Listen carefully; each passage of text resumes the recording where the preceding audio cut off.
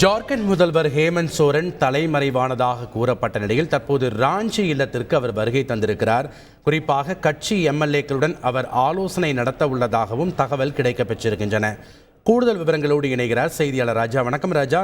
இந்த விவகாரத்தில் தற்போது ஜார்க்கண்ட் முதல்வர் ராஞ்சி இல்லத்திற்கு வந்திருக்கிறாரு. தற்போது கட்சி எம்எல்ஏக்களுடன் ஆலோசனை நடத்த இருப்பதாகவும் ஒரு தகவல் கிடைக்கப்பெற்றிருக்கிறது. கூடுதல் விவரங்கள் என்ன? வணக்கம். ஜார்க்கண்ட் முதல்வரும் ஜார்க்கண்ட் முக்தி மோர்ச்சா தலைவருமான ஹேமந்த் சோரனிடம் அமலாக்கத்துறை தொடர்ந்து விசாரணை நடத்தி வருகிறார்கள். அதாவது நில மோசடி வழக்கும் தொடர்புள்ள சட்டவிரோத பண பரிவர்த்தனை தொடர்பான குற்றச்சாட்டு எழுந்திருக்கும் நிலையில் அமலாக்கத்துறை அவரிடம் ஜனவரி 20ஆம் தேதி விசாரணையை தொடங்கி இருக்கிறார்கள்.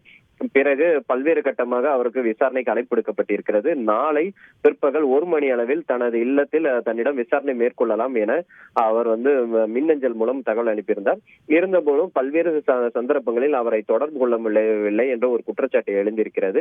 பிறகு நேற்று முதல் அவரை காணவில்லை, அவர் தலைமறைவாகிவிட்டார் என பாஜக தரப்பில் ஒரு குற்றச்சாட்டு முன்வைத்திருந்தது. அவரை கண்டுபிடித்து தருபவர்களுக்கு 11,000 சன்மானம் கொடுக்கப்படும் என பாஜக தரப்பில் போஸ்டர்கள் எல்லாம் ஒட்டப்பட்டு அந்த பாஜக மாநில தலைவர் செய்தியாளர்களும் பேட்டியெல்லாம் அளித்திருந்தார்.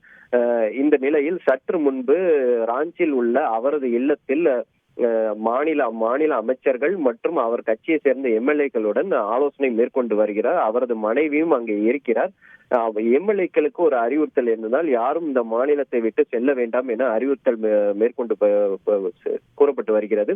ஏற்கனவே அவர் கட்சி தொண்டர்கள் எல்லாம் இந்த அமலாக்கத்துறை சோதனை கண்டித்து பல்வேறு இடங்களில் பேரணிகள் போராட்டத்தில் ஈடுபட்டு வருகிறார்கள். இதன் காரணமாக அங்கே ஜார்க்கண்ட் முதல்வர் ராஞ்சியில் உள்ள இல்லத்திலும் அதே போல் ஆளுநர் மாளிகை அமலாக்கத்துறை அலுவலகத்திலும் 140 நாள் தடை உத்தரவு பிறப்பிக்கப்பட்டிருக்கிறது. ஒருவேளை நாளை விசாரணைக்கு பிறகு அவரது கைது செய்யப்படுவாரோ என்பது மேலும் ஒரு தகவல்கள் வெளியாக உள்ள நிலையில் முன்னெச்சரிக்கை நடவடிக்கையாக அங்கே பதட்டமான சூழ்நிலை நிலவும் பட்சத்தில் கிட்டத்தட்ட 7,000க்கும் மேற்பட்ட போலீசார் கூடுதல் பாதுகாப்பு பணியிலும் ஈடுபட்டு இருக்கிறார்கள்.